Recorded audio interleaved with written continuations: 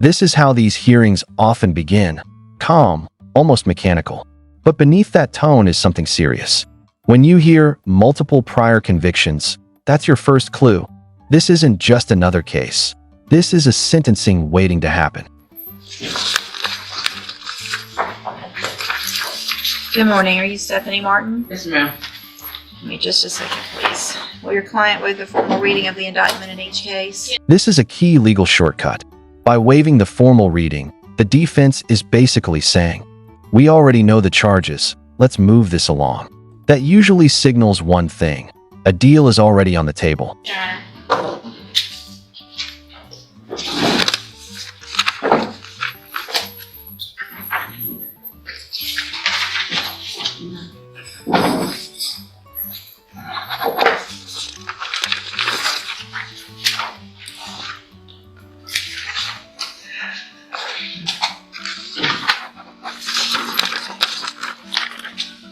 All right, Ms. Martin, in cause number 20, let's see where am I start? Which one's being dismissed? It's indicating 247. In cause number 24, DCCR 0248, you're charged with the state jail felony offense of possession of a controlled substance from October 1st. And here's where things start stacking up. Judges don't just look at what you did today, they look at your entire history. A long pattern like this, it dramatically limits your options and increases the likelihood of serious time. 2023. The indictment alleges that you were previously convicted of possession of a controlled substance on August 24th of 2015. And then after that was final, you were convicted of possession of a controlled substance April 11th of 2016, and also convicted of fraudulent use of identifying information on April 11th of 2016. And how do you plead to that charge? Guilty. And are those prior offenses true? Yes, ma'am.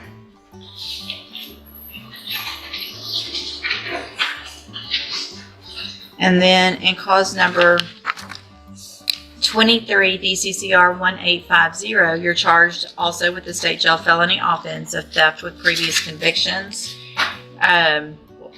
Well, not also, but in that case, that's what you're charged with. And that's from July 14th of 2023.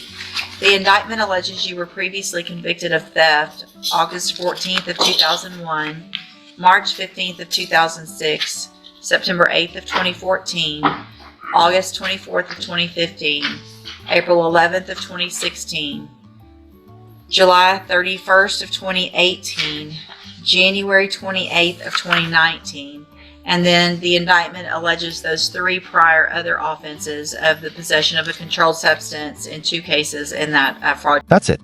One word, guilty, and the entire courtroom shifts. No jury, no defense strategy, no second narrative. The only question left now is, how much time is she getting? Use of identifying information. And how do you plead to that charge? Guilty. And are all of those prior convictions true? Yes, ma'am.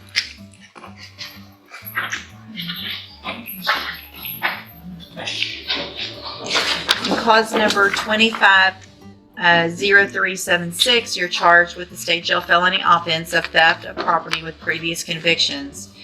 This offense date is from February 7th of 2025. It alleges all of those same prior theft offenses as well as the same prior state jail felony offenses. And how do you plead to that charge? Guilty. And again, are those prior convictions true? Yes, ma'am.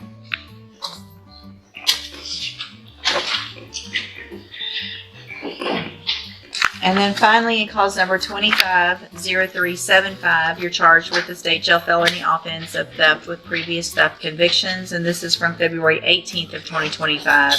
It also alleges all of those same prior theft cases as well as those other prior state jail felony cases, convictions. And how do you plead to that charge? Guilty. And again, are all of those prior convictions true? Yes, ma'am. In each of these cases, did you enter your pleas of guilty and true freely and voluntarily? Yes, ma'am. And did you plead guilty in each case because you actually did what they've charged you with? Yes, ma'am. In all of these cases, I have here on the computer some documents that have your signature on them that the state has marked as Exhibit Number 1.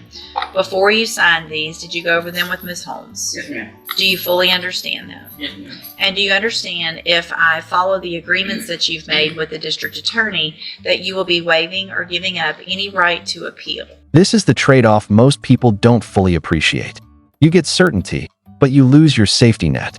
Once this is done, there's no going back. No, I changed my mind. It's final. Yes, ma'am. Also, do you understand, if you're not a U.S. citizen, that a plea of guilty or no contest may result in your deportation, exclusion from admission to the country, or denial of naturalization under federal law? Yes, ma'am. State tenders number 1 in each case. No objection. It's admitted in each case. Is there any evidence that Ms. Martin is not competent? No, Your Honor. All right, Ms. Martin, in each of your cases, I'm going to find that you entered your pleas of guilty freely and voluntarily. Find that you're mentally competent and you understand the nature and the consequences of those pleas. In cause number 250375, find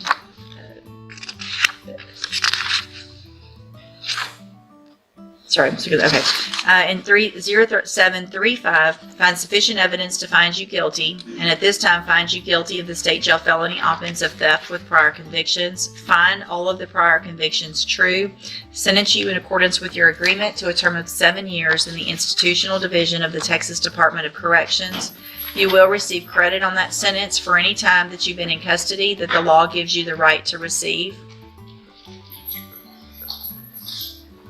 In clause number 250376, also find sufficient evidence to find you guilty, and at this time find you guilty of theft with previous convictions. Find all of the previous convictions true. Sentence you in accordance with your agreement to a term of 7 years in the institutional division of the Texas Department of Corrections. You will also receive credit on that sentence for any time that you've been in custody that the law gives you the right to receive. Clause number 23, DCCR 1850. Find sufficient evidence to find you guilty, and at this time find you guilty of the state jail felony offense of theft with previous convictions.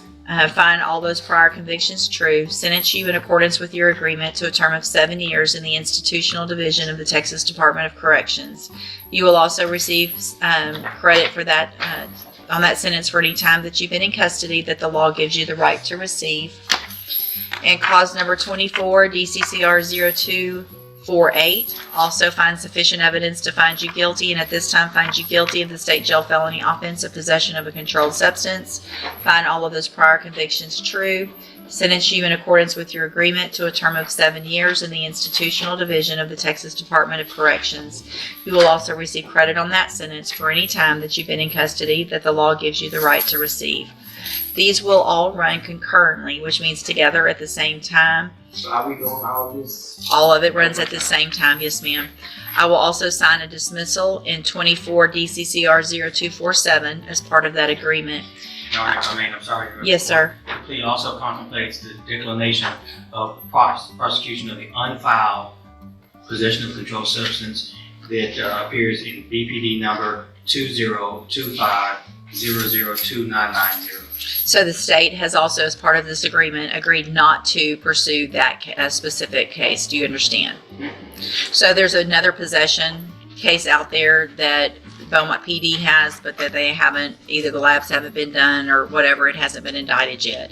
What they're saying is they're not going to pursue that case. So it will not be indicted. You're not going to have to come back here and take care of that case. It's kind of like it's being dismissed before it really gets indicted. Does that make sense? Okay. Did I print all 4? Yes, ma'am. All right, so I'm going to hand you, in all 4 of these cases, the trial court certifications that shows these were agreements that I followed, and so you've waived your right to appeal. I have also handed you a written admonishment regarding your ineligibility to possess a firearm or ammunition. Because of the judgments entered against you, you're ineligible under Texas law to possess a firearm or ammunition. Possession of a firearm or ammunition could lead to charges against you. Firearm is a legal term, and you should read the written admonishments I provide you to see what devices qualify as a firearm. If you have questions about the laws that make you ineligible to possess a firearm or ammunition, or about how long that lasts, you can talk to Ms. Holmes. Yes, ma'am. I'm sorry. Can I say what stole my kids right there? Can I just tell them about it? From here, yes, I'm ma'am. sorry, I need y'all know.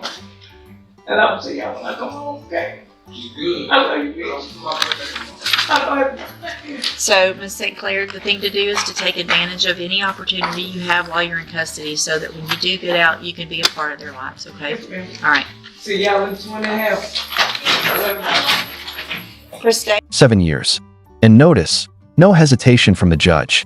That usually means this was pre-negotiated.